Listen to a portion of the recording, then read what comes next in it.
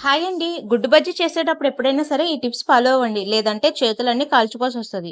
మనం గుడ్లు ఉడికించుకున్న తర్వాత వాటిని పొట్టు తీసిన తర్వాత వీటిని ఇలాగ లోపలకంట కట్ చేసుకోండి. చూడండి నేను చూపిచ్చాను కదా! అర్థమైందనుకుంటా మీకు. లోపల యెల్లో కలర్ సొన ఉంటుంది కదండీ! దాన్ని కట్ అయ్యే వరకు కూడా కట్ జేసుకోవాలి. లేదంటే గుడ్లు మనం ఆయిల్‌లో వేసిన తర్వాత ఎలాగైనా సరే పేలుతాయండి. అందుకని మనం ఇది లోపలకంట కట్ జేసుకుంటేనే మనము చేసే ఎగ్ బోండా చేసేటప్పుడు ఆయిల్ మీద పడుకోకుండా ఉంటుంది.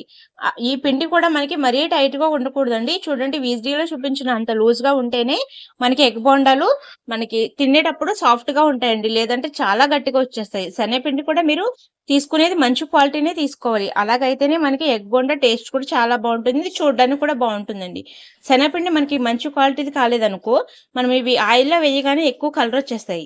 అవి మాడిపోయినట్టుగా అనిపిస్తాయి మనకి. అందుకని అవి చూడ్డానికి కూడా మంచి కలర్ రావాలంటే శనగపిండిది మనము మంచి క్వాలిటీ తీసుకోవాలి. శనగపిండి మేము పిండే కొంటాము. కొంతమందయితే శనగపప్పు తెచ్చుకొని ఆడించుకుంటారు గానీ, మేము అలా చేయమండి. మంచి క్వాలిటీ తెచ్చుకుంటే సరిపోతుంది. ఆయిల్ మీడియం హీట్ అయిన తర్వాత మనము గుడ్డు బజ్జీలేసుకొని, తర్వాత మంట కొంచెం పెంచుకొని బాగా కాలనివ్వాలి. కాలిన తర్వాత ఒక గిన్నెలోకి తీసేసుకుంటే మన ఎగ్ బోండాలు రెడీ అయిపోతాయి. టేస్ట్ అయితే చాలా బావుంటుందండి. పిల్లలకు కూడా హెల్తీ. ఇప్పుడు సమ్మర్ హాలిడేస్ వస్తున్నాయి కాబట్టి పిల్లలకి మధ్యాహ్నం స్నాక్స్ లాగా బయట నుంచి తెచ్చింది కాకుండా మీరు ఇలాగ ఇంట్లో చేసి పెట్టారంటే గనక చాలా ఇష్టంగా తింటారండి. దీంట్లో మనము కొన్ని ఆనియన్స్, ఇంకా నిమ్మకాయి, ఈ మసాలా పొడి ఎలా చేస్తామనేది నా వీడియోస్‌లో ఉంటుంది. ఒకవేళ ఎవరికైనా కావాలితే చెక్ చేసుకోండి. వీడియో నచ్చితే లైక్ చేసి